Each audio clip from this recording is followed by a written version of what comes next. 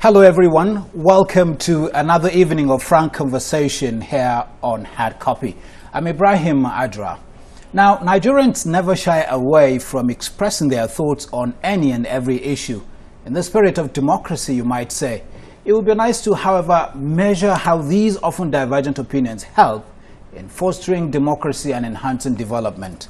Be that as it may, tonight we'll be getting further perspectives on the current debate over the $1 billion approved by the Governors Forum for the federal government to fight insurgency.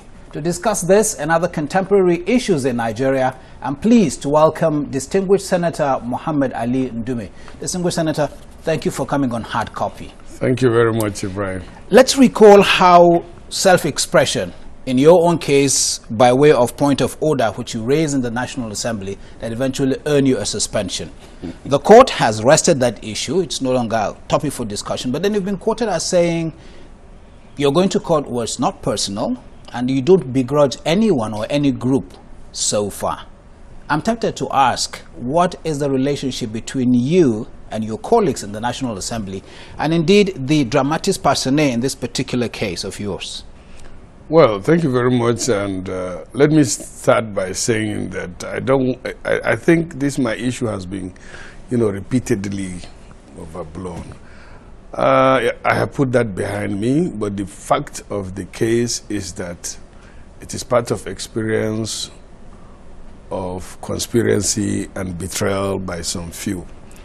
And I want to add that majority of the senators did not buy or did not even know what actually transpired, because, as I said, it was planned and executed where the few were present. Be that as it may, as I said, I put that behind, and I don't begrudge anybody. What I was interested in is the institution that I have been there for 14 to 15 years now. Raising point of order on an issue that affects the institution was what I did, and it was not personal and it was not out of order. And when my point of order was upheld, it became the decision of the Senate. So I must admit I was shocked when I was handed down suspension of 6 months. By our rules, the presiding officer or anybody in that National Assembly doesn't have that right. The order is saying that if a member misbehaves, that is like engages physical, then you can suspend him for a maximum of 14 days. In my own case, I didn't do anything. I was suspended like that for 6 months, but it has passed. And in fact, it was not 6 months. They removed 2 months and added 2 months of our break. But what is good with time is once you fix it, it will come and pass. So what's the relationship right now? I mean, is it cordial? Are you... Well, I must say it can be cordial again, but we are still colleagues. And it's not personal, as I said. I have nothing personal against anybody. Will this affect your work in the National Assembly in any way? Well, yeah, maybe by my removal, first as the Senate leader. Of course, I'm no longer the Senate leader. And then my absence for 6 months deprived my constituents at this critical time of my representation, especially as it affects some of the issues, particularly, the humanitarian crisis we are facing in the Northeast. And everybody knows that one of the leading voices in that National Assembly, getting in touch with my colleagues and appealing to Nigerians and all the world. And that distraction was there. But every disadvantage has its advantage. I was able to reconnect. Yes, I was going to go to that, and certainly we're going to be talking about the humanitarian crisis in the Northeast. Okay. But then you said when you went on that suspension, it gave you opportunity, one, to reconnect with the constituency, and you also had the opportunity to even do more for your constituents. I'd like to take you up on these two issues. First, how is it that you're able to do more from outside instead of within? Well, representation is part of my responsibility as a senator representing Borno South. And one of the other is, of course, interacting with your constituents. Since my suspension, I relocated back to my constituency and I related more, interacted more, listened to their problems more. And in fact, I reached out more in terms of helping them out with some of those few things that I was able to get as a result, the sympathy I generated as a result of my suspension. A lot of individuals helped. And that gave me time also to connect with the NGOs that are doing humanitarian works on ground.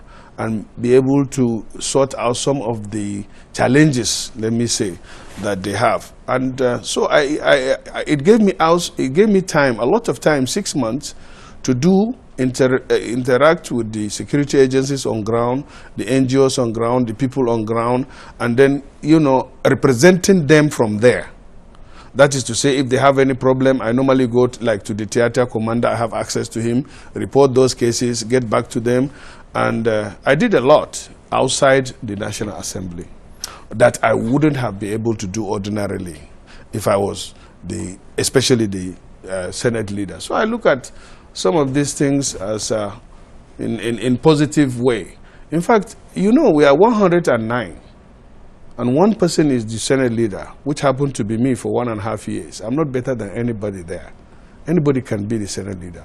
In fact, it is just our setup that gave power to an individual and they take advantage of it. If not, we are just the Senate president or whoever is there is just one among equals. Let me take you up on this other issue. Oftentimes, people allege that there is some kind of disconnect between the representative of the people and the people themselves. You went back, you sat with the people, you interacted, you discussed. How do you think your people view the National Assembly as an institution? Well, I must confess that the image of the 8th Assembly, particularly this National Assembly, is not good. It's out there. It's unfortunate. Why I say this very unfortunate is from my experience in the National Assembly spanning, this is my 4th election. The National Assembly have never worked so hard like the 8th Assembly in terms of passing bills, Unfortunately, the image of the National Assembly is at its low in the 8th Assembly. Is that a question of perception? I think it's part of it is perception and part of it is the leadership.